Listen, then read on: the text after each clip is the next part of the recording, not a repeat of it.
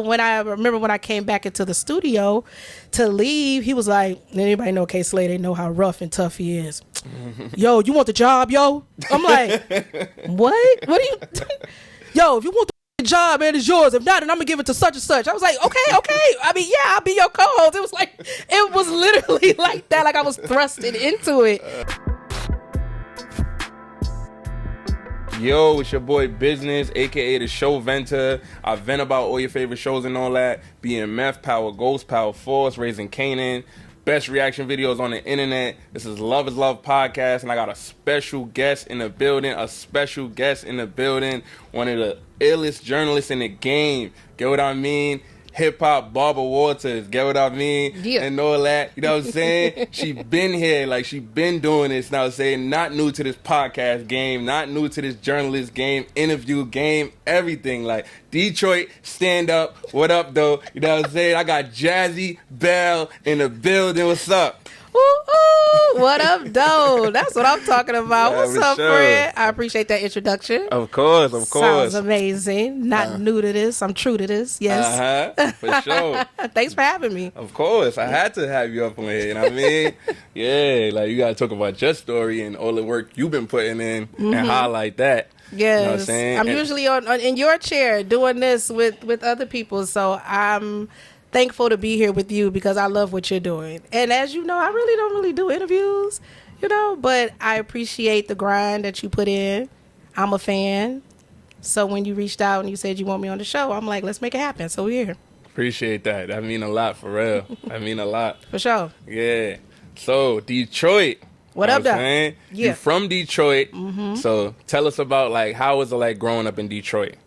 You know what I mean? Growing up in Detroit, I feel like I don't get asked that a lot. But I love my upbringing. I love growing up in the 313. I love it because it's my roots, and I feel like when people hear about Detroit, they think it's like a third world country. They try to play us like beautiful things don't come out of Detroit.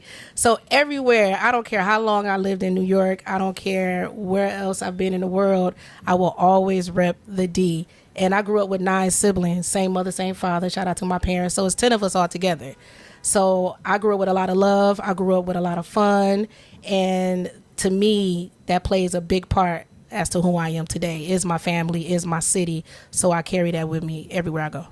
Nah, that's super dope, though. Definitely. And the Lions was going crazy in the playoffs. We was going crazy. We didn't quite make it. We came up a little short. But when I tell you, it restored the feeling in my city, because the thing about Detroit, the only place I could compare it to is Brooklyn. I feel like no matter where you go in the world, if you be like, is Brooklyn in the house? It's going to be somebody in there yelling, you're whatever. Like, they're going crazy. Right. Brooklyn is such a proud place. New York is as a whole, but Detroit is very much that place too. We are proud of where we're from. So when the Lions was on a good running streak, we was so happy, because for many years we was not. But we was still rocking our Lions gear, like, win, lose, whatever, we was still proud, and that's what I love about the city. So yeah, shout out to the Lions. Next time. Yeah, y'all was going up. Yeah. Sure. So yeah, like you remember that video I did on you, that reaction video? that right there was the reason why we know each other, why we follow each other. So okay. You remember that? I do now. Okay, we talked about this off camera a little bit, because I'm such a fan of what you do with the power recaps. And I tell people all the time, like, do something that's indicative to you. Do something that you love. Like, it may seem like a niche or a niche or whatever the people call it, and people think, oh, that's not going to work. But what works is that it's something that's indicative to who you are. It's something that comes very natural. So I love what you do with that. And just like with Woman in Hip Hop Podcast, people didn't think that would work.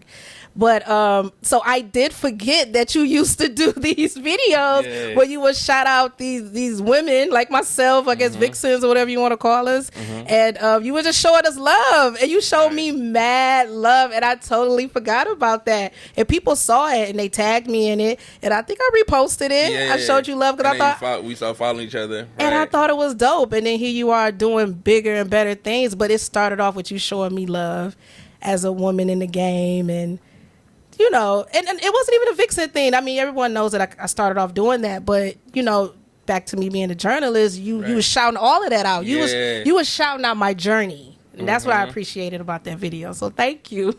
Yeah, no, definitely that's how that was the whole point of it and everything. Just showing love, showing light to like all the women that's doing their thing. You know what I'm saying? So what made you rock with me? I've been seeing your stuff like for sure. I'm like, yeah, I'm like she fire. Like I can't lie, she bad. Like that's it. She doing her thing too. Like she gotta get a video because everybody I do is official. I'm not doing no like if I do a video, you exclusive. You lit like you doing something. Yeah. Like, you got something going on. Because everybody look good nowadays. Not everybody, but you know. It's a fact. Sure. It's a baddie being bored every 5 minutes out here. Every time I look up on the gram, I'm like, damn, she's gorgeous. Where'd she come from? So I appreciate that because I know I've been out here for a while. But so for you to show me love, that was cool because I know you showed other women love like Ari, Fletcher, and right, Taraji. And it was a very eclectic bunch. I appreciate that. Of course. So it's Women's History Month. So yes, it definitely is. Had to have you on here. So what does Women's History Month mean to you? I guess it's a month for me to where we can highlight each other, meaning me and other women, to support each other, to showcase one another, to shed a light on the things that we've accomplished, things that we're going through, and the things that we're fighting for, which is like gender equality, equal pay, and stuff like that. So I appreciate this month, and I appreciate you having me here, being one of the women that you're highlighting, because I definitely put in the work, and I'm definitely one of the women that's like a girl's girl, can't have a podcast called Women in Hip Hop and not rock with the ladies. So I love it, and that's what it means to me. It means women empowerment, for real. Women Definitely. empowerment. So the start of media. Yeah. Tell us about the start, like, of your journey in media, like how it all started, like from the first part, and then we're gonna go through it because it's a lot to your story. Oh, how much time do we have, child? We're gonna get to it. Nah, I could make a long story short. Or I could just, we could get a long story long. Oh goodness. Okay, well let me get my cocktail. No. So my start in media came about because there was an audition. I don't know if you guys remember when they was holding these auditions to find the next face of 106 in Park. And I auditioned for 106 in Park. Right. And I made it to like the 5th round. Obviously, I didn't get the job. They gave it to Roxy and Terrence. Or was it after them? Whatever it is. I didn't get it. And so instead of taking that no and crying about it and just running away from me wanting to get into media, I said yes to myself, and I took up classes. I learned how to edit video. I learned how to work a camera, and I learned how to host. I took hosting classes, and I said, I'm going to create my own dream job. I'm going to create my own version of 106 in Park. So after I acquired the specialized knowledge that it took for me to do that, I went to DJ K. Slay, rest in peace. Rest in peace, Drama King, legend. For sure, absolutely. And like we said earlier, I started off modeling. That was the beginning of my career in the industry. But I knew I didn't want to do that for too long. I just knew I was way more with me. Yeah, way more to me. Yeah. And so, again, I had the relationship with K. Slay because he had the magazine, Straight Stud Magazine. Legendary. Yeah, for sure. Mm-hmm. I'm sure y'all find me on a couple of pages, sticky pages, covers, whatever the case. Shout out to everybody on lockdown. Y'all was my biggest fan base. And so, I went to K. Slay again after, being certified and learning how to edit and working the camera and hosting. And I asked him if I could capitalize on his guests at Shade 45. He was there every Wednesday, and I said, listen, I'm a one-woman band. If I could come up here with my camera, it would be just me. I could be in the hallway, so when you're done interviewing your guests, let me interview them, just for 5 minutes. They could go on their way because I needed content. Right. So the beautiful thing, if I could back it up a little bit, when I did learn how to work a camera, I did it at those places where they teach you in New York, public access channels. So they have a place in Manhattan called MNN, Manhattan Neighborhood Network. They have Brick in Brooklyn. They have Bronx Net in the Bronx. So what it is after you learn how to work their equipment, you can have your own show on television. What year was this? I don't want to say. No, I mean, not the reason why is because like it's like you've been doing this before. Like No, I can say that was 2013. Wow. That was 2013. So 10, 11 years ago. Exactly. And so, yeah, that's a great question. I try not to say the years because people be doing the math. They be like, wait a minute, hold on now. How long you been?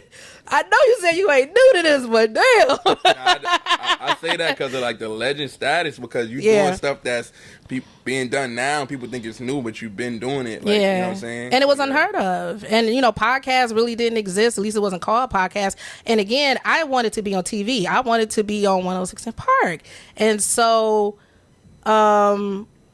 I had the opportunity after passing those classes to create my own show that would live on public access channel TV. So when you watch cable, I feel like they have this in no matter where you live, you go through the guide, you're watching BET, MTV, whatever, and there's a channel that's dedicated to local stations, to local creators. And so I had to create a show, but I needed content. So that's when I reached out to K Slay. And he will always have me as a guest on his show. Right. And so I told him, like, hey, let me come up here and capitalize on your guests. And he said, you know what, Jazz? Yes, you could do that. But if these people say no, don't come to me crying. I will not force them to speak with you. You're on your own. And I said, okay, that's fair enough. And I did that for 2 years at Shade 45. I worked in the hallway doing interviews. So if you go on YouTube and you see old footage of me, you see me interviewing Nelly in the hallway at Shade 45, Jim Jones, Fabulous. I accumulated all of that content, had it live on television for 2 years. Then the opportunity came about for him to have a co-host. The co-host that he had or whatever didn't work out. And the crazy thing about it, he did not want, I was not his first option. I wasn't an option at all to fulfill that spot. Mind you, that's my friend. And I'm up there close to 2 years working on my own content in the hallway, doing my thug thizzle. And while I'm in a hallway wrapping up, the camera equipment, he's having this conversation with the board op, and he's telling the board op, I got this girl. I think she was out in DC. I want her to be my co-host. And then shout out to Emilio, the board op. He said, why don't you give the job to Jazzie? She's here every week. Her blog is booming. Her work ethic is here. She's getting better and better at what she does. Like, give her a shot. Right. In-house. Like, duh, no brainer. But mind you, my intentions was not to be his co-host at all. At all. So when I came back into the studio to leave, he was like, anybody know K Slay? They know how rough and tough he is. Yo, you want the job, yo? I'm like, what? What do you... Yo, if you want the job, man, it's yours. If not, then I'm gonna give it to such and such. I was like, okay. I mean, yeah, I'll be your co-host. It was literally like that. Like I was thrusted into it. And I ended up being his co-host for close to 4 to 5 years. But that's how I got my start in media. And it's because of K Slay. And it's because of that opportunity. And shout out to Emilio again, turning a no into a yes. But it would not have been a yes if I didn't create something for myself, if I didn't show and prove that I'm worthy of it and that I put in the work. So create, don't wait is my motto. So I always like to put that out there. Nah, definitely. But yeah, like, yeah, I know, do your thing. But like, that's inspiring though, definitely. And that just made me think of, my brand. It's called Keep Going. Yes. Right? Yep. Had to give Jazzie a shirt before the interview started and all that. She the definition of keep going. Yep. You know what I mean? Create, don't wait. Create, don't wait. Yeah, you know what I'm saying? She grinded like, that's just a little story, a big story, but that's not even her full story. We're going to get into that. But keep going. You know what I'm saying? Tap in. T-shirts, it's springtime now. It's about to be spring, New York City, all the states, countries. Go tap in at businessandco.store. Again, businessandco.store. Go get your shirt. Plug. For sure. Yeah, so you said one of your first interviews was Nelly. It was in that hallway, yes. How did that go? Because Nelly is like major. He was great. He was great. He was one of my faves. He was really, really nice. His team was nice. I remember that. And at the time, I think he just had that song with Pharrell and Nicki Minaj that just came out. So he was really cool, and he's still cool. Anytime I see him, he's very much nice. Nah, that's super dope. Yeah. So I want to get into when you was working with Vibe.com. Okay, yeah. Shout out to Vibe. Shout out to Daytwan Thomas, another legend in this game, legendary journalist, legendary figure in this industry and entertainment. He's like a big brother to everybody. I feel like there's not too many solid people in this industry, and he's like top tier for me, and I appreciate him so much. So how did that come about with Vibe? So what was happening with that is interesting. Yeah. How did I really get with Vibe? Well, I've always knew Daytwan from his King magazine days, but we never quite really worked together. But we're just a fan of each other, right? We was a fan of each other's work. And one day, I want to say, I pitched to him. Nope. Great question. Now I know exactly what happened. I made a post. And whatever the caption was, it was very much, inspirational. Like I was in my bag for whatever that day. Never give up, create no way. I don't know what it was. I was one of them. I was on that tip. Yeah. And he reposted it. And he got a lot of traction from that post. So everybody was like, oh my God, your words spoke to me. It was piercing through my heart. Da, da, da, da. He was like, yo, this is Jazzie words. This is not mine. He didn't want to take credit. And then I remember he called me and he said, yo, come to the Vibe office. I want to meet with you. So I was like, okay, cool, whatever. And I met with him. He said, yo, I want to bring you on board, like as a staff writer. Oh, wow. Because I've never gotten those many likes. I've never gotten that type of attention on a post. And those are your words. I think you got something here where you're a great writer. And at the time, I didn't believe in myself at all. So I didn't even take the job. Oh, wow. I didn't take the position because I was like, no, I'm an on-camera girl. I don't know if my pen game is that ill. The pressure, I really folded in that moment, which was fine. But I wish I could have took the job. But I think I knew at that point what my strengths were. And it wasn't writing for me. I just wasn't confident in that. Right. So it wasn't my strong suit. So what I did is I said, well, maybe I could do some camera work for you, in the future. Instead of writing for you, I can do some red carpet. So like whatever that, it was that was happening at the time. You seen the vision already. I saw the vision. And even when he reached out to me and said he wanted to meet with me, in the back of my mind, and this is what I would tell all of you guys to do, have in mind what you want.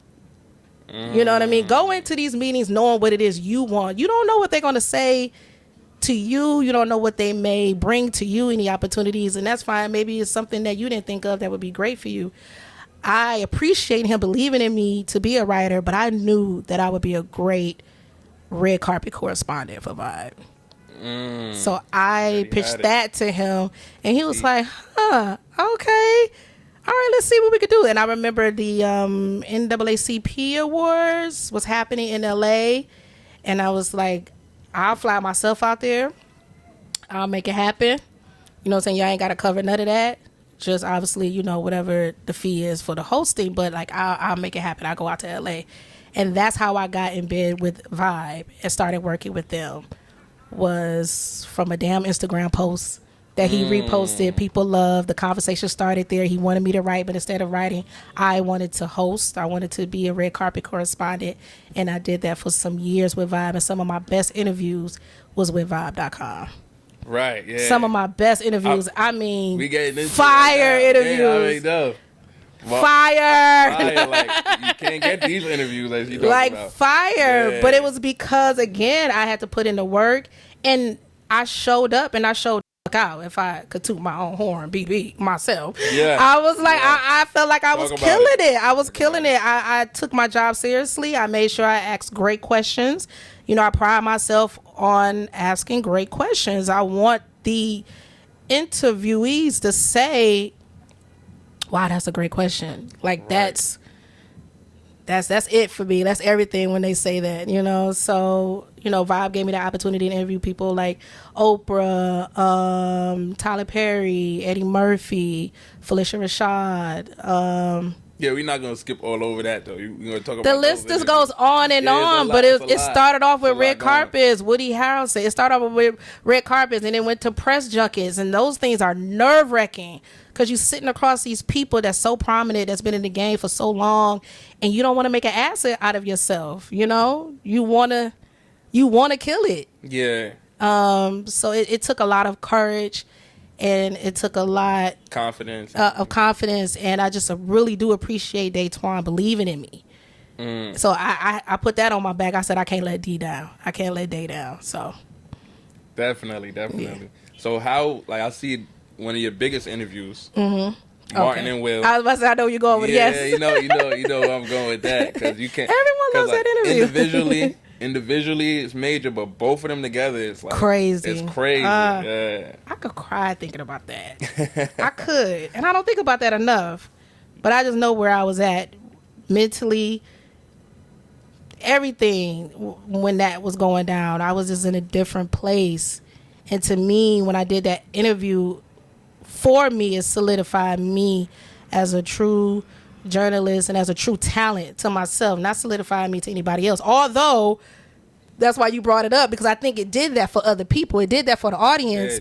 But internally, it really did it for me. And that's why I like to tell people, I understand people don't believe in you, but I was one of those people that I had to learn how to block out the noise, because I'm not supposed to be here. I'm from Detroit. My big ass. I'm black. Like, it's like fresh off the Greyhound coming here trying to make it. I'm supposed to be somewhere on the stroll hooking on crack. You know what I mean? Like, That's supposed to be my story. Let people tell it. Yeah. A lot of great things don't come out of Detroit. Let people tell it.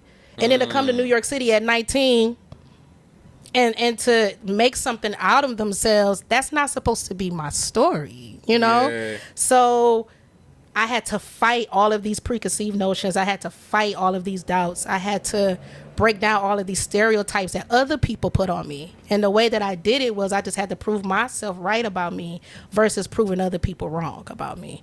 So when that moment happened, I was so proud of myself for myself that I was like, you did that. I proved myself right.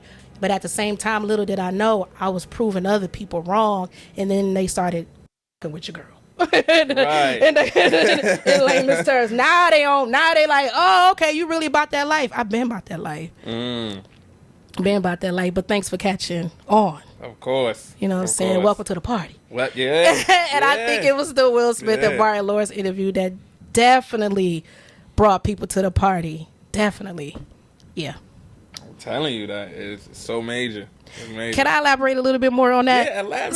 So here's the thing that makes this even more special, and why I really had to pat myself on the back. Because when you're doing these red carpets and you're not with these white brands, I guess, or these mainstream brands, let's be a little more PC, politically correct. These mainstream brands like E! News or Extra, I'm Vibe. So they put us in the Rosa Parks section with the Essence and and the other black media outlets. And oftentimes we don't get the big names like Martin and Will Smith and Oprah, et cetera, et cetera. And I remember I got discouraged during that time. I just lost my mother. I moved to LA because I couldn't heal. Thank you. I couldn't heal and deal after losing my mother in a place like New York. Y'all know New York is rough, tough. And your next move is your best move, and it's all about the hustle and bustle. And I said, well, let me go to LA and just give myself a fresh start or a new start, because I'm on this new journey. It felt like a new life. When I lost my mother, it was really like me starting over again, me figuring out life again. Because a lot of things that I've done up until the point where she passed, like I was doing it for her. It was like me and her was in this together, because she believed in me when nobody did. So she was like my driving force. So now I'm like, whoo, she's gone. What I'm going to do? I had a brother at the time that lived in LA.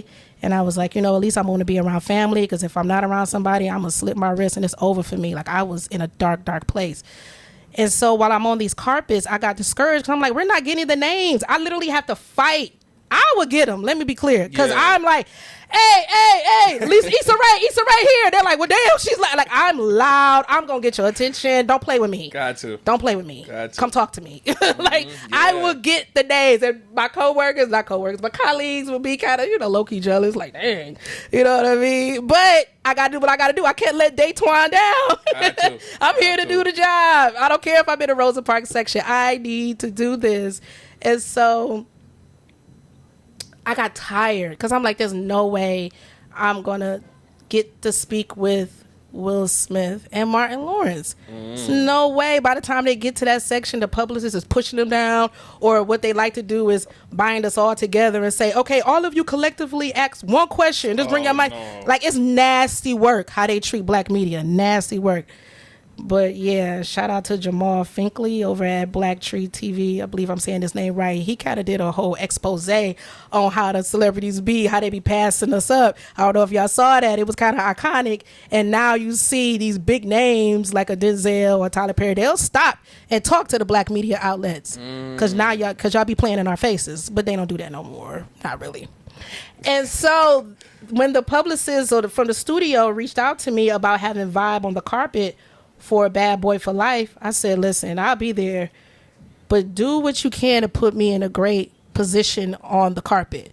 Move me up there with the Entertainment Tonight's, the E! News, the extras. Like, come on, y'all be playing with me. Like, like, move me up, please. Yeah.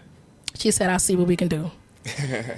I'll see what we can do. I said, all right. I didn't have any expectations, anything that I actually had a pod set up with Martin and Will. You see how I was set up. I'm telling you. And I remember my videographer was there maybe like 30 minutes before me because I'm kind of showing up somewhat late. Like, man, this about to be a bust, but whatever. I'm going to show up. Right. And he sends me a picture. I said, what's that? He said, that's your setup.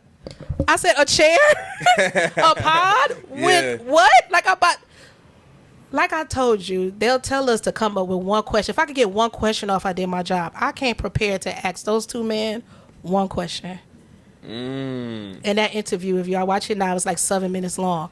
That's off the cuff. That's off the top of the dome. Those questions is I didn't have anything prepared. Shout out to the publicist. Oh, I hate that I'm not thinking of your name right now, but you know who you are with the pretty eyes, sister. Yeah. Blonde hair. Thank you. And I remember thinking, I'm about to crash and burn. What am I going to do? I have no. And then I thought to myself, you got this. You know these people. You grew up watching them. Yeah. You are a fan. We all did, yeah. To speak from a fan's perspective, and you know how to be a journalist. Just rely on your talent and your personality. Every time I feel like I'm in my head, rely on your talent and personality. And it's my favorite interview to this day. Yeah, like I remember, like, and they loved your questions too. I was like, they were interactive. Yeah, for real though. Yeah, like really had to like think on the answers, and that was dope. That was like. But I will say, taking those classes, anybody that's looking to be a host or entertainment journalist, as to like what I do, like it's important to learn the craft, study it. Like, take these classes. I know it just seems like I'm just asking questions, but it's deeper than that. It's really deeper than that. And I can go on and teach a class myself one day to show you how I'm able to succeed in a situation like that when most people will fold. You should, though. You should teach a class. Yeah, I think I am. Yeah. Somebody came to me with that opportunity today. Crazy, because, earlier I spoke on a panel, so they was at a school. So it was like, hey, you ever thought about it? I'm like, actually, yeah. Y'all paying? Look. right. You gotta have that bag. We'll see. No, we'll see because it really is a skill. It's a skill to this. It really is. I seen it in real time when you was at the Raising Canaan premiere earlier this year, and you interviewed Marvin, you interviewed Lulu too, right? And like the question, I think the Marvin one though, I think I reposted it. Cause I'm like, damn, you just off the top, just going like the right questions, like just back to back to back. It don't even matter. Like that's really a skill. Like it's a skill. Yeah. That interview did well too, surprisingly. But I say surprisingly because you don't go in. I don't go in with those intentions. Like I'm about to go viral with this one. Nah, I really enjoy what I do, and if it hit, it hit. And really, what helps is that I do the work, I do the research, which I feel like a lot of journalists don't do in today's time. But I'm also a fan of these people. So it wasn't easy necessarily for me to ask those questions, but in a sense, it was freeing. It wasn't restricted. Like I know who I'm talking to. I know Marvin. I know the character. Like, let's do this. Yeah. Now, it's crazy that you say that too, though, because it's still hard to do because even if you're a fan, it could be worse. Because, like, if somebody, if you look at from the other, because, like, so basically somebody, like, really, like, fanned out, Like, I don't fan out. no, not like Okay. that. Oh, I'm okay, talking okay. about on another angle of it. Like, Yeah. if somebody's really a fan, they Yeah. might freeze up. Yes. Yeah. That's different. That's more fanatic. Yeah. When I say because I love coming from a place of love. I'm doing this because I love it. I'm not doing this because somebody told me, Jazz, I think you'll be great at it. Go do it. Or here's a check for it. Go do it. Or I have a podcast. Come sit next to me and let's work together. If this is not something you want to do, like Nicki Minaj always say, if this ain't your passion, if you won't give your life to this, then don't do it. Because now you're going to come out as a one-hit wonder because you can't do another album or you can't do, et cetera. And I'm not talking about no one in particular, but like I get what she's saying with that because these industry, especially in the music industry, they like to create these artists and they could become a one-hit wonder or they can create an artist where it's like they're just a money-making machine, but this person is going to burn out because this is not something they wanted to do in the first place. So I think that goes for any career, music, journalism, basketball, I don't care what it is, doctor, make sure you love what you do so it doesn't feel so workish, Yeah. That's what I mean. So when I say I'm a fan, it's like I'm a fan of this culture. I'm a fan of music, TV, and film, so I enjoy it. So it's fun. So the questions is coming off because I get it. Yeah. Nah, definitely. I already know how your interpretation was from me. Okay, yeah, no doubt. Like somebody else, it's on the other side how somebody else could be. Like, it's just hard. It's hard to do it on the spot like that. Yeah, it is. I think the only time I did have a fan out moment because I'm a huge Little Kim fan. And when Little Kim came to Shade 45, I remember Casey was like, yo, man, get off her nuts, yo. Like, I was like, but it's Kim. But, some people I would just always fan out for, and she's one of them. Yeah, absolutely. So you said you were speaking earlier. So how was that? Like, how did that come about? Like, you had like a speaking engagement where you was like giving a lot of like knowledge to different people. Let me give you your props real quick, even with that follow-up question. See how you listen?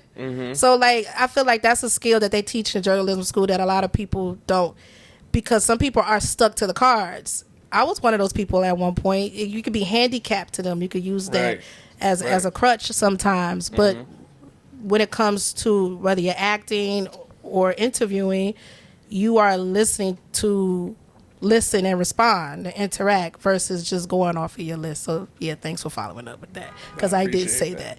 But yeah, shout out to Patricia Robinson. She works over there. She does a lot in the community, but it was a CUNY, the college, people at CUNY, and they had a women's conference week, and I was asked to come on to speak about my journey in podcasting, in the industry, entertainment, hopefully to inspire all the beautiful young sisters that was in the audience today. It was so fulfilling to speak to them and afterwards have them come up and ask me questions. Like, I didn't know that my story would resonate with a lot of the girls that was there, but it did.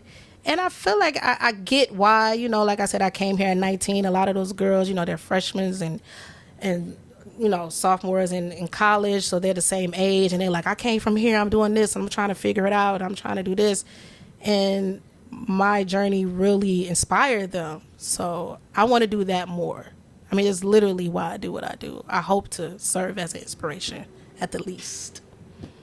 At the most. That's super dope. Yeah. Yeah, super dope. Yeah. Definitely, just give that knowledge because you got so much knowledge there. I'm saying, like, people want to like hold on to everything, or like hold on to different plugs. Yeah, I think what it is, people want to see themselves. People want to see that it's not all fluff. And the thing about me, if I could serve as an example, then great, because my journey is my journey, and it's true. It's not fake. It's not phony. I'm really from Detroit. I really hopped on a Greyhound at 19. I really had to figure this shit the fuck out. I really created what I wanted. That's why I go by Create, Don't Wait. And we are living in an era where creating content is huge. Content is king. So, and I know how scary that can be to create something and put it out there and not get the traction you want to get or get the attention or whatever. I know how hard and discouraging that can be. When Women in Hip Hop started, I mean, to fast forward to being picked up on Revolt, it's like, congrats on that. Thank you. That was just an idea, a thought that turned into a thing that I had to work on to get better and better at. So yeah, if I can show you that hard work pays off, then I did the job. I did the thing. Right. Women in Hip Hop podcast. Mm-hmm.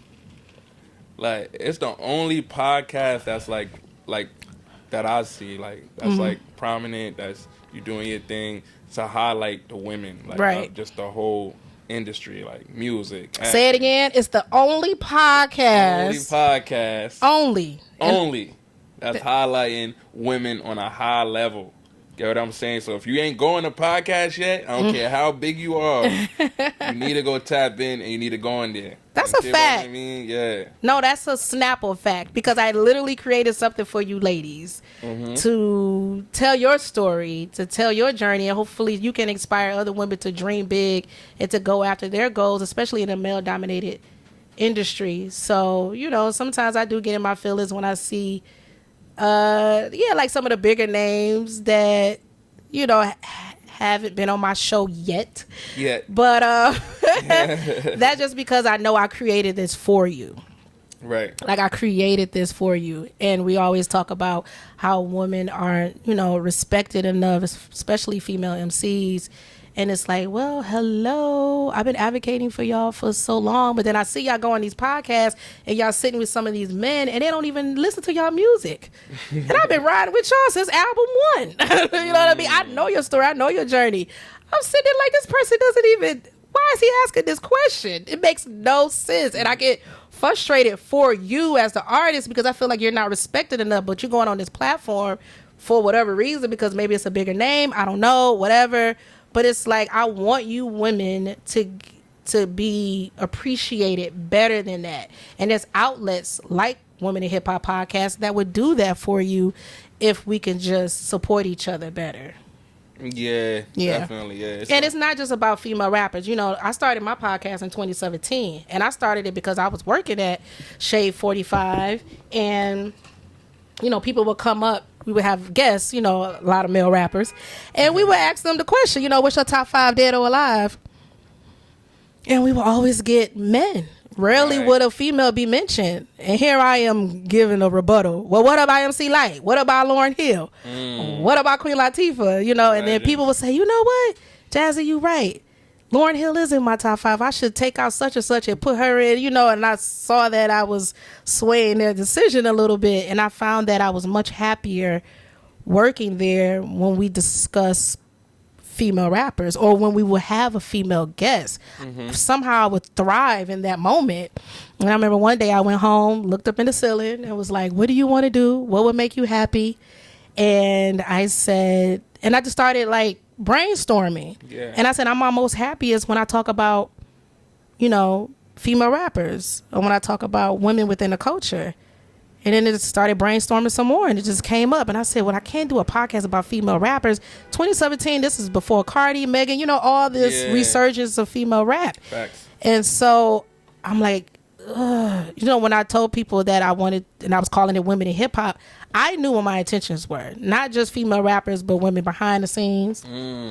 Women, yes, in front of the camera, publicists, managers, dancers. Like, it's so many. They make everything go. Like, wives, you know, mothers of these stars. You know, just imagine me sitting there with Gloria Carter talking about Jay-Z. How was it raising, like, what people deemed the king of hip hop? You know, stuff like that. And so that's still my angle with this. But no one was thinking about that.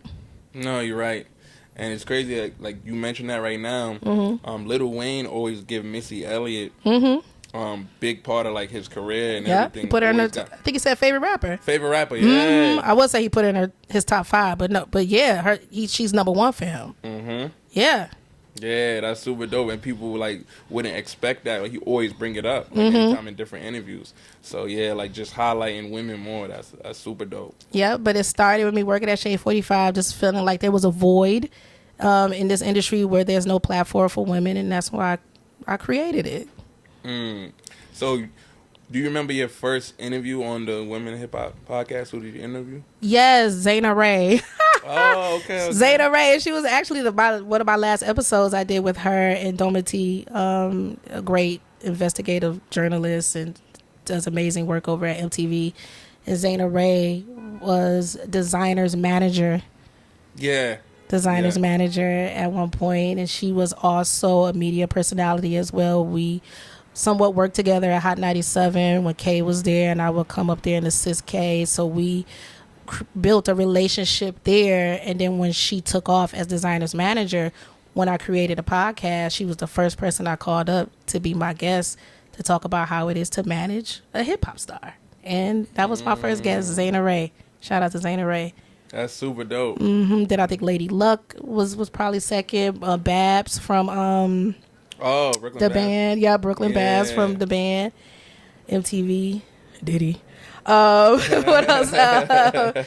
Chinks, Drugs, girlfriend / wife. You know, I don't know if they were ever married, but y'all remember the rapper Chinks? Yeah, Drugs out of Queens, who I felt like was on that brink of just like taking off. I still listen to Welcome to JFK. I love that album. I think Chinks definitely gone too soon. He was right there. He was crossing Bruh. out. Yeah. Oh my God, amazing. So yeah, his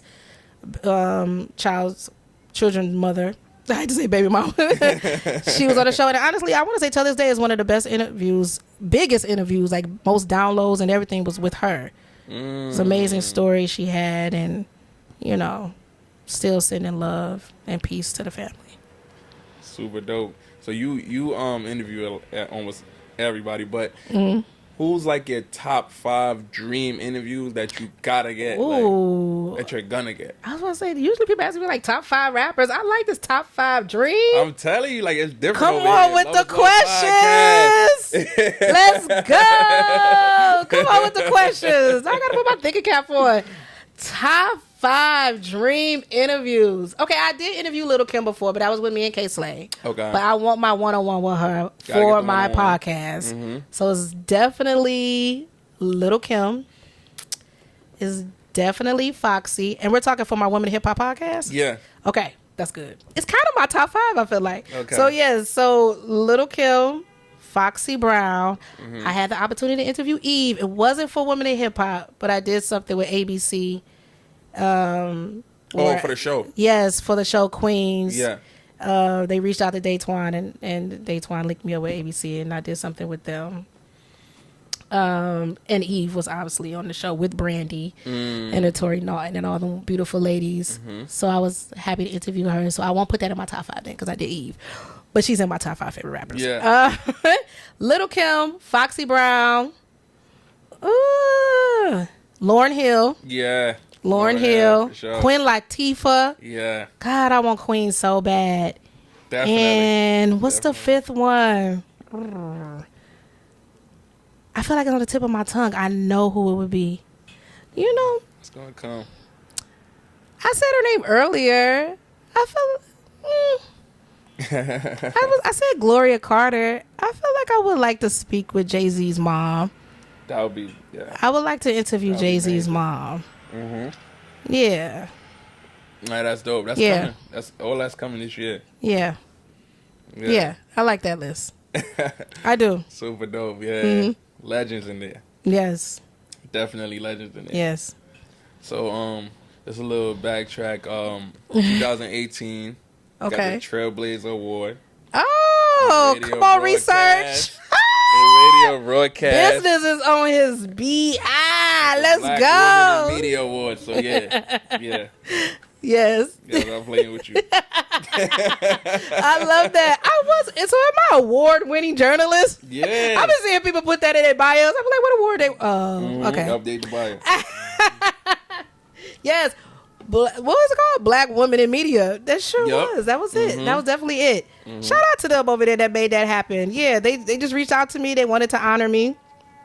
It was an amazing experience. There's some other amazing women there being honored as well. Kathy Hughes, who everybody knows is the boss lady over at TV One, Radio One. Flo Anthony, who's a legendary journalist. Yandy was there. Wendy from Real Housewives of Potomac, before she was doing Potomac, she was there. You know, Dr. Wendy, respect to her. So there's so many amazing women there Shirley Ralph was one of the women there being honored. So I just feel like I was in great company. Legend. Yeah, I felt really, really honored to be there. My mom was there, my dad was there, my sisters, my niece. So it was great to see me be awarded in that light, because again, I was the one that left at 19, hopping on the Greyhound, acting like a big girl, like I know what I was doing. Yeah. Going through trial and error for sure, but showing them that baby girl figured it out. Yeah. Yeah, that was a moment where I was like, see, Dad, I figured it out. For sure. See how it all came full circle? I was the daughter that had little Kim all over my walls, I mean, covered up every wall, all 4 walls. You couldn't see a paint, a stick, or nothing. It was just little Kim posters. And I never forget my dad coming in my room, ripping up one wall and said, you got 5 minutes to put the rest down. I'll come in here and I'm ripping it up. And he ripped up my hardcore CD. And he was like, you're not about to be, looking up to no whore and all this. And I'm like, Dad, parents just don't understand. Like, I was on my Fresh Prince shit. Like, you don't get it. It's not about that. And it wasn't, like I said earlier, I'm one of 10 kids. Yeah. So I have 7 brothers. Same amount of boys I think it was in Junior Mafia. And little brothers? Kim, yeah. Oh, okay. Yep. Same parents, so I grew up with 9 siblings, and having 7 boys in my household that was closer to my age, because my 2 sisters was the 2 oldest out of the 10. So they were much older than me. So I grew up really like hanging out with my brothers. Right. And so I resonated with her in that sense, being the only female in her crew. And I kick just like dude with a trick or two. Yeah, so it was like Kim is that girl, that's the star out of this clique of boys, and she got a big voice and she's not afraid to speak her. And that's what made me really fall in love with Kim. It wasn't because she was squatting with her crotch out. It wasn't because she was scantily clad, the way she was dressed. I mean, granted, I like to look good, but it wasn't that for me. But how can you tell? Thank you. But how can you tell your father that and try to explain that to him? He's just looking at the optics of it all. So he bugged the out. Bugged the out. Like, why is my baby girl, inspired by this hooker? Like, that's how he looked at Kim at the time. So it's funny when we have conversations today, he's like, wow, like, I get it now. I'm like, but thank you. Like, I get it now. You know what I mean? I know that mental. When that first happened, when he said that? It happened after my mom passed, and I was in LA, and E! True Hollywood Story did a story on the evolution of women in hip hop. And they asked me to come on board to be a talking head to talk about the evolution of female rap. Major. So you're watching E! True Hollywood Story, which is a legendary platform, and you see your daughter up there talking about the importance of Queen Latifah, Lil' Kim, and all these female rappers. The same woman that you ripped her CD, cracked that open, and ripped her posters off the wall because you thought that I wanted to be influenced somewhat in a negative way with her. And it's like, she really stuck to her guns. Like, this is deeper than what I thought it was. And so he said, I get it now. And he said, thank you for, I don't know what he said, thank you for being my daughter, or thank you for letting me be your father. It was something like that where he thanked me. And I said, why are you saying thank you? He just said, just thank you. So I know that mean a lot, though. That meant a lot. Yeah, because parents don't see the vision at first. And like, me and my dad had a lot of growing up. It was just really I just really felt misunderstood by him a lot. So in that moment, for him to say, I get it now and I'm proud of you and thank you, it was like, yeah, definitely, I can see that. But because every little girl wants that love from their dad. Yeah. They want to be accepted. They want to be understood. And I definitely didn't feel that growing up. I didn't feel understood. It's a lot very of important, though. Yeah, friction there. Because, I'm growing up, I'm looking the way I'm looking. And, he's panicking. He's just being a dad. I get it. Yeah. I didn't get it at the time, but I get it now. So it's like we get each other now. And it's okay. That's dope. Yeah. That's dope. Definitely. But yeah. Okay, so Oprah. That was like a little Oprah moment. Jeez. Come on, business. Talk about it. Yeah. Get into the business. Speaking of Oprah. Okay. That's another skill that they teach you in journalism school. If you can't think of the next question, it's always you repeat the last thing I said, right? Wow. Wow. See, like you're like literally what you said, you repeat it, right, and then you just go off of the last thing I said. They teach you that at whole school. See, you're natural. You got this. Appreciate you. Yeah, Oprah. We can't just go over that. Like they're not getting interviews with Oprah. No. And you on the carpet. So we're gonna talk about that. Like how did that like come about with Oprah? Yeah. I seen some clip of it and everything, but take us through that process. Man, I just moved to LA. I was going through my depression after losing my mom. I gave myself a couple of months off from work just to heal before I deal with work because, you know, anybody that know me, I'm just such a go-getter. Like, I'm the next move, your best move, you know, just very New York with it, very Detroit hustle with it too. And so I had to get myself out of the funk. So I saw that they were having a red carpet for David Makes Man. It was a new show that was on her network OWN. And I reached out to Vibe and I said, hey, I'm ready to get back to work. I need this. You know, are y'all interested in me doing the carpet? They passed on it. And I was like, nah, I need this. Like, I'll just do it for the freebie. Or I just do it for whatever. And if you look at that interview, I didn't have a mic flag. It didn't say Vibe. So I wasn't really there officially under the Vibe moniker. I went as an independent, although I lied and told the studio that I'm there to represent Vibe. Because at that time, they saw that I was already working with Vibe. Yes, I lied. But I needed to get back to work because it was going downhill for me. I was getting deeper into a dark depression. And so, again, if you look at that interview, it's one of those situations like I mentioned before, Rosa Parks section. Everybody's huddled up. Mics together, one question, and everybody's trying to figure out who gonna ask them one question. And as you can see, I was the one that asked that one question, and and everybody just had to pick that up. And so that's how I ended up getting that interview. Was me just going for it, man. Just saying, you know what, I got to get back to work. Like F that. Like I don't care. Like the opportunity, she right there. I'm gonna say everybody, nobody else want to talk. Oh, they wanted to talk. I was just loud and proud with it. I was just the loudest. I said, what would you say? And then it was like, okay, bye. And what about this? Is Oprah show coming back? So I ended up getting 2 questions off. But, you know, it was one of those moments that, again, I was proud of myself. Like I spoke about the Will Smith and Martin Lawrence moment where I was like, Jazzie, you're so good. Just get back to work.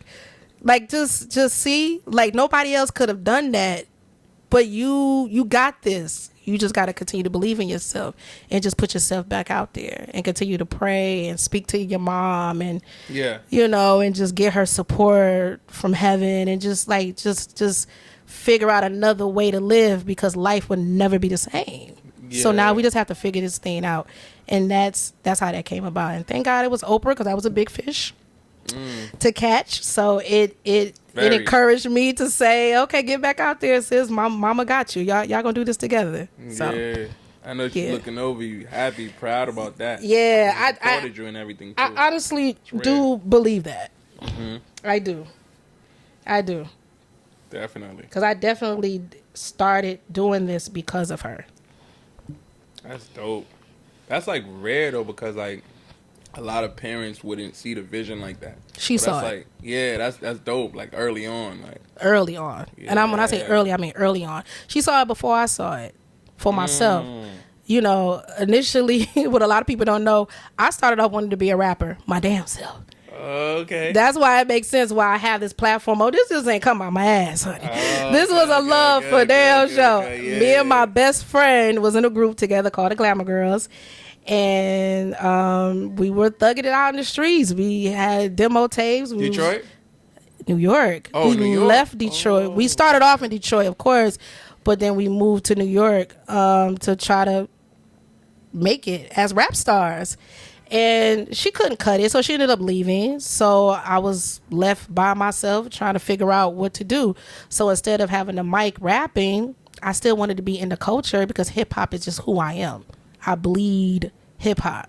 So instead of having Mike rapping, now I got a mic and I'm talking for a living. It was just a natural transition for me. But when I was a kid, I'll never forget, because I was always an inquisitive child. I was the child that always asked a lot of questions. Oh, okay. Yeah, okay. I was one of them. Transition, and you asking questions for real now. You feel me? I was always that child, and I'll never forget. I probably was around 8 years old. And we were somewhere, I feel like we were like in the mall or something. And I was asking Mama, what about this? I was one of the kids to be like, why is the sky blue? Why is this? Why is it like just asking shit just to be asking it? Because I wanted answers.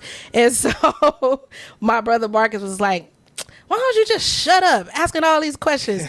And I remember my mother like scolded him and was like, don't you tell her to shut up? It kind of like knocked him upside his head. And she turned to me and she said, don't you allow anybody to shut you up. You keep asking questions because that's the only way you're going to get answers. So that stayed with me. That's rare though. Forever. Damn. And fast 4 years later, I ask questions for a living.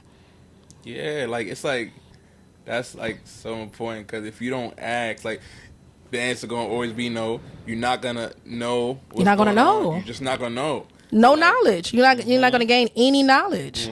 Yeah. Yeah, they always got mad at me for asking so much questions. And look at what you're doing today. Right. Were you always an inquisitive child? Were you always the one asking questions? Yeah. Probably most talkative in your class. Like I was that person. Right. You know, like, damn, shut up. It's like, why? And I always felt like my mom had my back. So, you know, I would get in trouble sometimes in school. My mom would get letters. It was like, she's talking too much. She'd be like, oh, well, keep talking. Anyway. Yeah. Like that's the only way you're going to get it. I mean, be respectful, but like my mom always encouraged me to have a voice. So. Yeah, that's dope. Yeah. And it transitioned. Like it crazy. It did. But those weren't my intentions to do this. I really wanted to rap.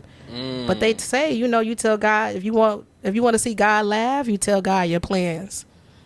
That's because real. God already has a plan for you. That's your real. Steps are already figured out. You know what I mean? It's already ordered. It's already there. It's already ordained. So, you know, you think you know what it is you want to do, but God got something else for you. And I feel like this is what this is.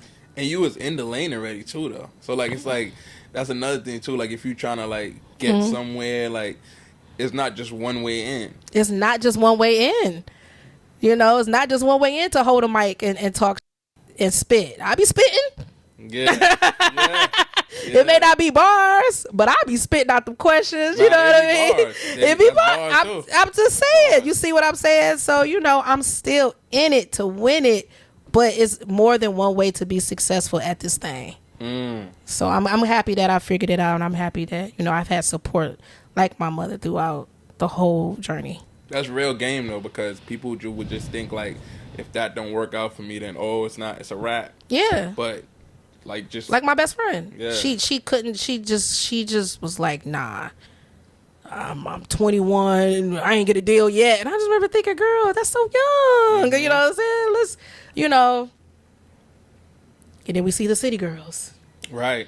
And then I'm always calling her, I told you it would have worked. Although we were a little very kind of different for the city girls, but you know, still just that dynamic of that the duo.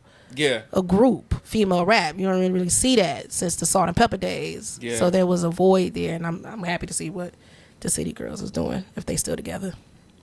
Shout out to JT. JT going crazy right now. JT going crazy. Sideways. JT going crazy. Yeah. I like JT for sure. Definitely. But what was I gonna say? But yeah, it's gonna come back to me.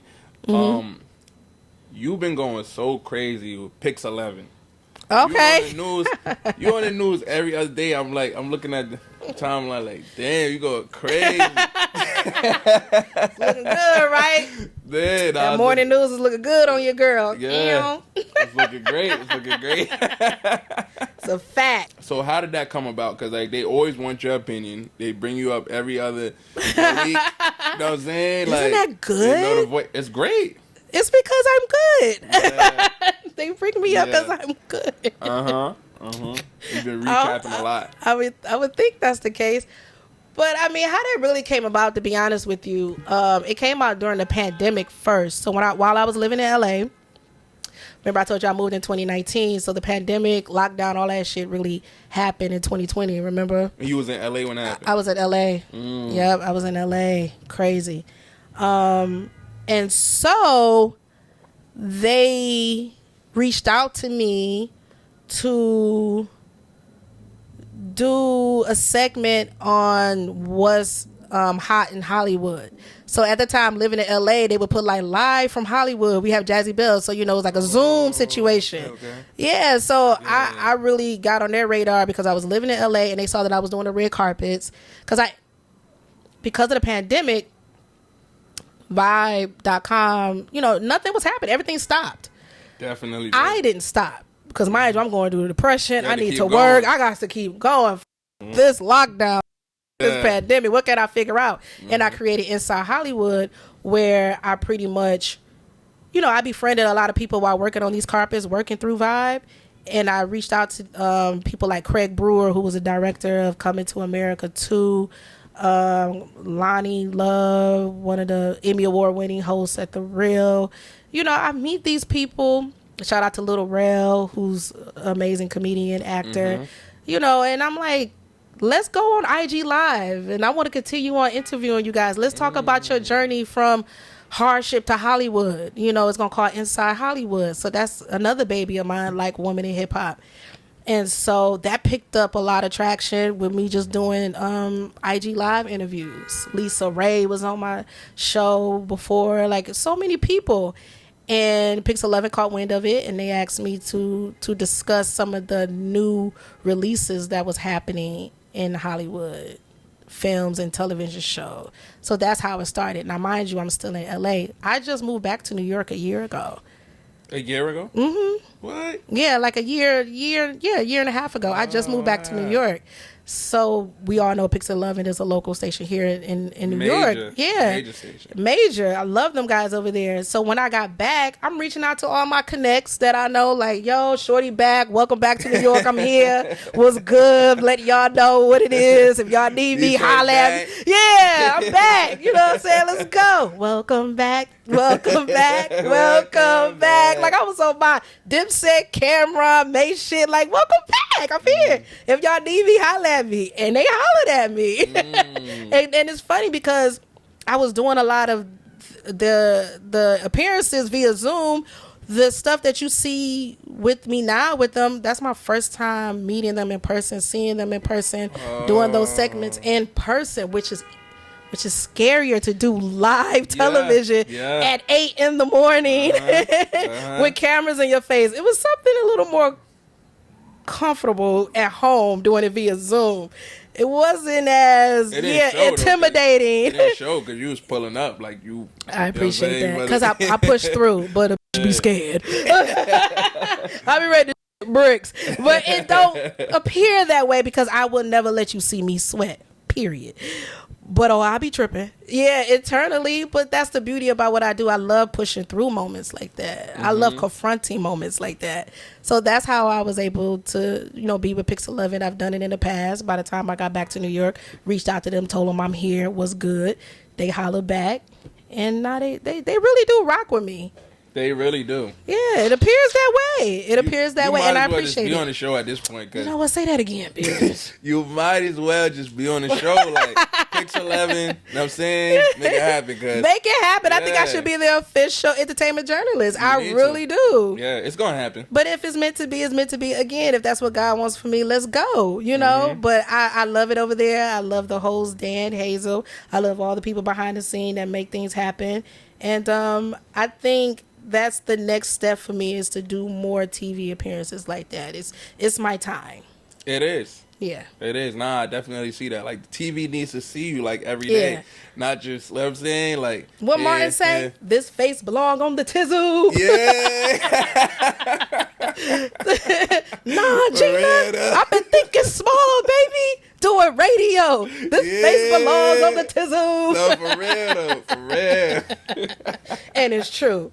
But yeah. I'm telling you, though. Thank you for bringing up the Pix 11. And somebody else brought it up. I did a radio interview yesterday with Shelly Wade over at 94.7 The Block. And I love radio. I wouldn't mind getting back to radio, but I always, again, not having that job at 106 at Park, that was always my intention, is to do TV. I love doing podcasts. I love doing radio. But it's time for me to step it up a notch. Yeah. Yeah, they need to see you on TV. Like, they need to see you. Yeah. They're hearing you, but they need to see you, feel you. Like, you know what I mean? Nah, for real. Yeah. So yeah, it's transitioning now. I've been like paying attention to your page, you know what I'm saying? And then doing my research and everything. I see how Wendy Williams showed you a lot of love, and you show a lot of love now, just in general. Just like, what has she meant to your career? Because I know she like really like highlighted you early on. Yeah, she did. First season when I started my podcast, she was one of my first guests. And I was only 6 months in with my pod. And to have somebody as big as her, as big as the name, as prominent as her, as talented as her. I mean, she's the queen of all media. Wendy Williams is that girl, period. And she was always someone that I looked up to when I first moved here, listening to her on the radio, working in an office building, and it being so silent where you can hear a pin drop because everyone is so fixated on every word this woman is saying. Like, they hanging on by every word. And I remember thinking, wow, I want that type of power. Right. You know, it was just like, dang, she's that girl. Like, no one's moving. They want to hear what she has to say. But, and then to fast 4 years later and to have the opportunity to work alongside her was just an honor. But what happened at that time, Wendy and her husband, Kevin, or ex-husband, created an app called Wendy Digital App, and they were looking for someone to host the after show of her show. Right. But it would live on their app and on their YouTube page. And Kevin asked around to the producers on the Wendy Williams show and said, you know, we need to hold auditions. And and one of the producers, who I know, her name is Jazzolina. Hi, Jazz, my baby. She said, oh, I know somebody that would probably be great for this. You know, her name is Jazzie Belle. And Kevin was like, oh, man, I know her. Like, I love her. Da, da, da. Like, I'm a fan. And I was like, because, you know, Jazz is telling me this. I was like, what? He said that? Yeah. Mind you, I wasn't too shocked because Kay Slay and Kevin knew each other. And them two in Jersey were running to each other at the post office. Doesn't that sound so old and antiquated and dinosaurish? Like, is that the... I send the mail or... Yeah, like, ain't nobody doing that no more. You better send an email, bro, or something. I don't know. But they were still... they were still sending mail at that time at the post office. Right. I think it was all of 2017. And Kay Slay told me, because I was still co-hosting with him at that time, and he said, yo, I ran into Kevin. He said he's a fan of the show. He said he really likes you. He didn't really like know me, but he was telling Kay, like, who's that girl you got up there? Like, I'm a fan of what y'all do, like the banter that me and Kay would have. You know, I'm a hip-hop head. Kay Slay is obviously a hip-hop head. Yeah. So that's why me and Kay had great chemistry, because we both had deep love for hip-hop, and I was very opinionated. I wasn't backing down. Right. You gonna talk it. I'm gonna talk about shit. And so and we would have a lot of banter. So apparently Kevin was a fan of the show, and he told Kay, was like, yo, she reminds me of my wife. And I'm telling Kay, I said, he said that. Yeah. You know, I was like, because I love Wendy, you know. Yeah. But I think that's what it was, because, you know, I'm not doing the messy thing, but it was about a woman on radio that was opinionated and had a voice and spoke up. I wasn't meek.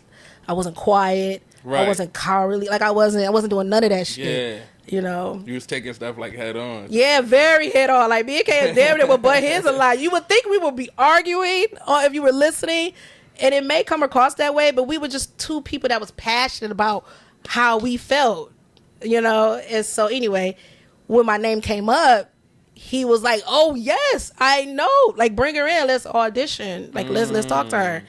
And I remember meeting up with him in the office, and one woman were there, and you know, he was saying the idea that they had for the show, and I remember he was saying, you know, we probably can't afford you, but you know, we will figure things out, you know, but we got other people that we got to audition, but we would like to, you know, we want you, have you as an option or whatever. So I knew it wasn't etched in stone. Like, I didn't have the job, you know. He told me he was auditioning other people, and so anyway, come to find out, the producer called me, and I didn't get the job. They gave it to somebody else. Right. And so I was like, yeah, all right. And at this time, I think I just stopped working at Shade 45. I was no longer Clay's co-host anymore. I just stopped maybe like a month prior. Instead of me, again, like the BET situation, crying about it, soaking about it, being sad about it, I said, okay, hey, do you think she'd be interested in being a guest on my podcast? And I remember Kevin. No, Kate. the producer. Oh, producer. The producer called me to let me know. The producers over at Wendy called me to let me know I did not get the job. They gave it to somebody else. Yeah. And I said, okay. Well, you know, I have this podcast, Women in Hip Hop. Do you think she'd be interested in being a guest? Where the that come from? Like, it was just literally on the top of my brain. And I remember the producer saying, wait a minute. You know what? Let me ask. I'll be right back. 5 minutes later, he called me. He said, she wants to do it. That's crazy. I said, she wants to do my podcast? That's wild. There's no way. And he was like, yeah, just book the date and let us know. Da-da-da-da-da. I booked the date and I still didn't believe it. I said, I'm not going to believe I'm about to interview the Wendy Williams. Right. She has to walk through this door for me to believe it. But I was prepared and everything. But I'm like, there's no way this is actually happening. Man. And I remember she set up the time. She said, can I do it at 11 a.m.? I'm like, sure. Bet. Whatever you want to do. I booked Platinum Studio somewhere in Manhattan, and her and Kevin walked through that building. She had an all jean outfit, and I just remember thinking, this is about to go down. Yeah. Like, what? Wendy Williams? And so the interview was great. Talked to her for about an hour, over an hour. She put that's tough. It's crazy. I brought her a gift. Yeah. I brought her flowers. I brought her a crown. She cried at the end of the interview, and she left. She gave me a lot of love, words of wisdom, so much. And it was so good. And I remember the cameraman walking her and Kevin downstairs, and she was like in the car crying, and she was like, that's the best interview I ever had. Wow. And then I remember the producer was telling me, Kev was like, yo, what you crying about? Like, did you like the interview or no? And I'm confused. She said, no, it's just, I mean, I see, because I was confiding in her too. You know, it was like we were having a conversation. So I was telling her some of the things I was dealing with on the business side, dealing with misogyny, sexism, asking her for advice. How did you deal with this? Also being very knowledgeable about her career, bringing up things that would make her probably become emotional so she could see how far she came into this game. You know, so at the end of the day, it got emotional, and she was just like, no, I just like I like her. Like, you know what I mean? Like, so when I heard that, I was like, good. And I'll never forget, 2 weeks later, the producers called me and said she would like to have you on the show, her show. Wow. So no, I didn't get that job to be on the digital app or the Wendy digital app. That really didn't go anywhere. I don't think it ever took off, but big guy had bigger plans for me. Yeah. It was even bigger and better for her to be on my platform, and then in return to be on hers. Right. You couldn't ask for a better story.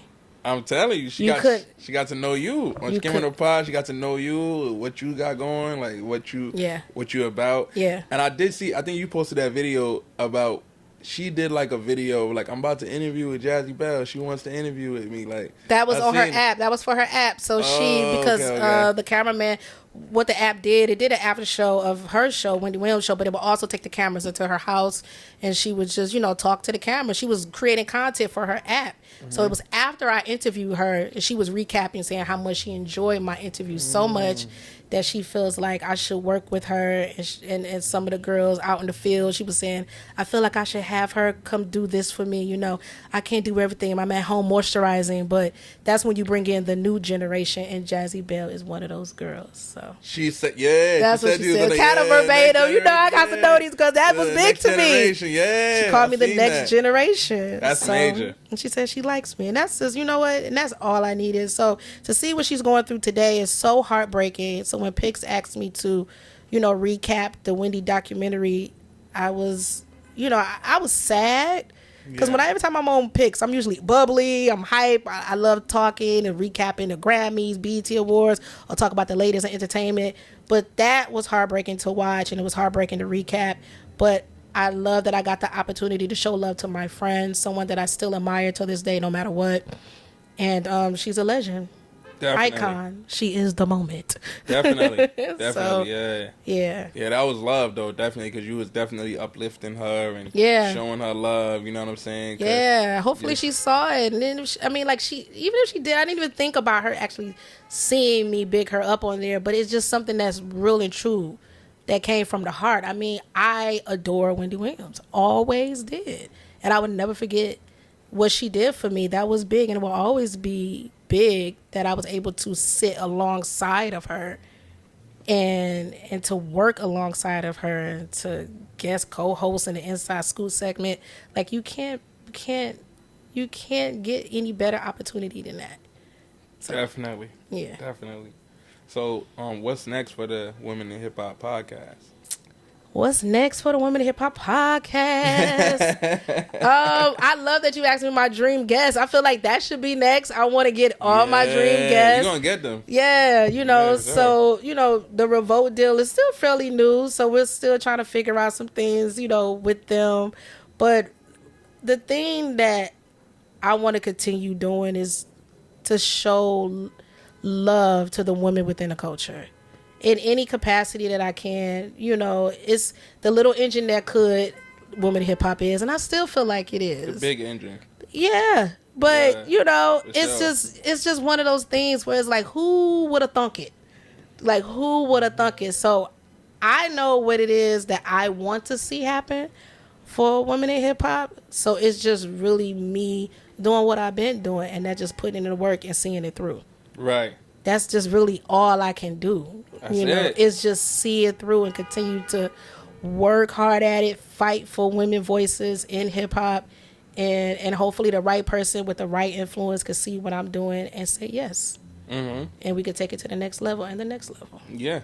Stay consistent, keep going. Mm-hmm. You know what I'm saying? And I'm no different than anybody else out there that feels discouraged, that doubt themselves. I still go through that.